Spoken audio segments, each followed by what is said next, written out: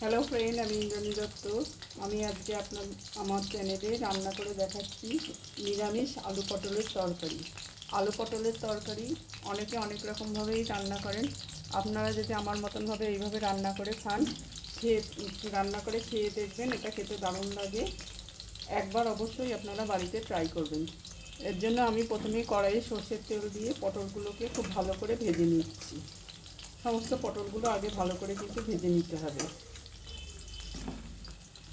দিয়ে দিচ্ছি কেটে রাখা পটল।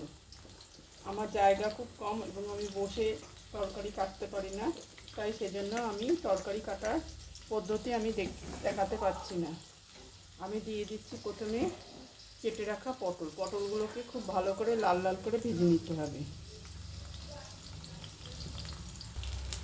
দেখুন পটলগুলো আমার কি সুন্দর লাল লালভাবে ভাজা হয়ে গেছে। আমি সমস্ত পটলগুলো এবার তুলে নিচ্ছি।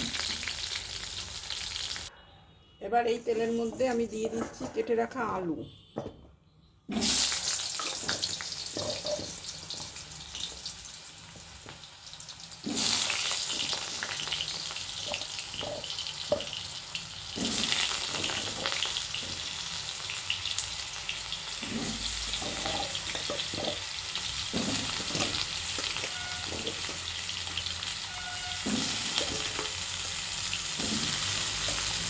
এবার আলুগুলোকে আমি খুব ভালো করে ভেজে নেব।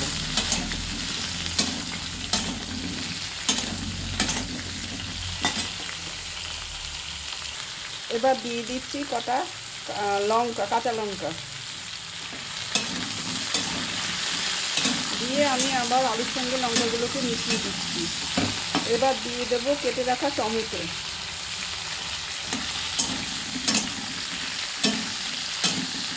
আলু লঙ্কা টমেটো ভালো করে ভেজে নিচ্ছি। এবার আমি একটা মশলা করে রেখেছি। এই মশলাটার মধ্যে আছে আদা, জিরে, ধনে, হলুদ, শুকনো লঙ্কার গুঁড়ো আর ঘি। এই সমস্ত দিয়ে আমি এই মশলাটা তৈরি করেছি। এই মশলাটার মধ্যে কিন্তু ঘি দেওয়া আছে। এর মধ্যে আছে আদা বাটা, জিরে বাটা, ধনে বাটা, শুকনো লঙ্কার গুঁড়ো, হলুদ, ঘি। এই মশলাটা এবার দিয়ে দিচ্ছি।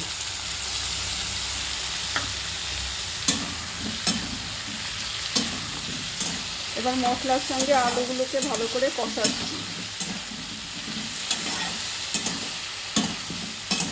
দেখুন কি সুন্দর রং হচ্ছে।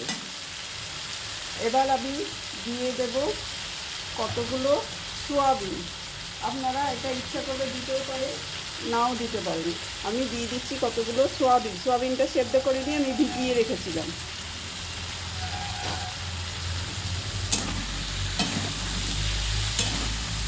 সমস্ত উপকরণ আমি ভালোভাবে মিশিয়ে নিচ্ছি। দেখুন আমার তরকারির রঙটা কি সুন্দর এসছে। এবার আমি দিয়ে দিচ্ছি নুন।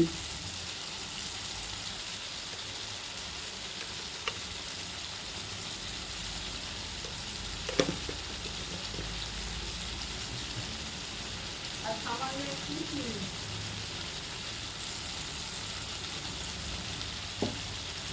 দিয়ে আমি আবার সমস্ত কিছু ভালোভাবে নাড়াচাড়া করে দিচ্ছি। মশলার সঙ্গে আলু যত ভালো কষবে তত কিন্তু রান্নার টেস্ট হবে। এবার আমি দিয়ে দিচ্ছি ভেজে রাখা পটলগুলো, দিয়ে আবার আমি নেড়ে চেড়ে নিচ্ছি।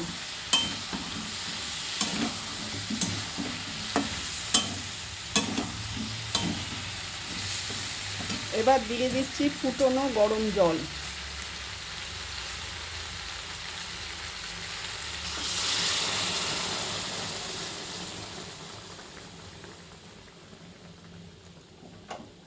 দিয়ে আমি ঢাকা চাপা। এবার দেখুন, এবার আমি তখন কিন্তু রান্না করছিলাম, তখন ফোড়নটা দেইনি।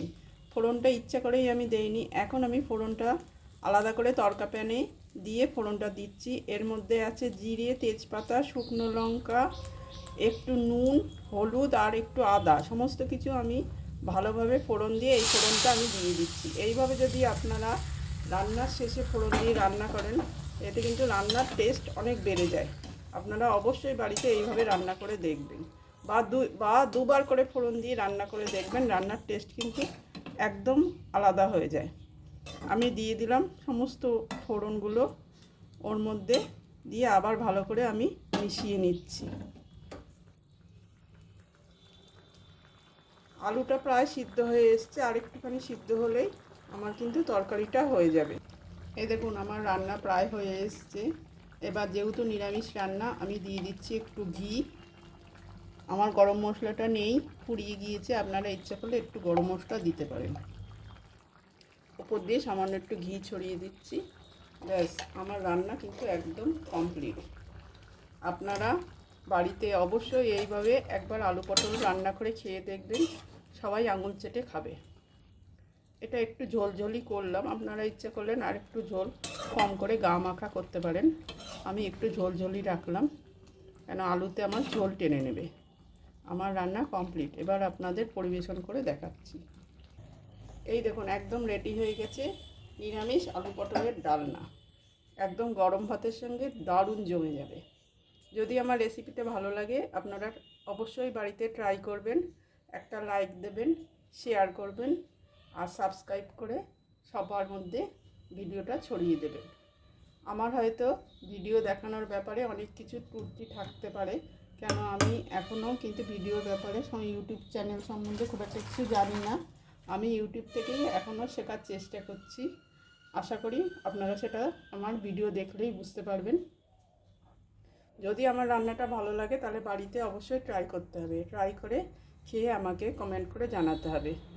আর কিছু বলার নেই, আজ এই বলেই আমার ভিডিও শেষ করলাম। নমস্কার, ধন্যবাদ।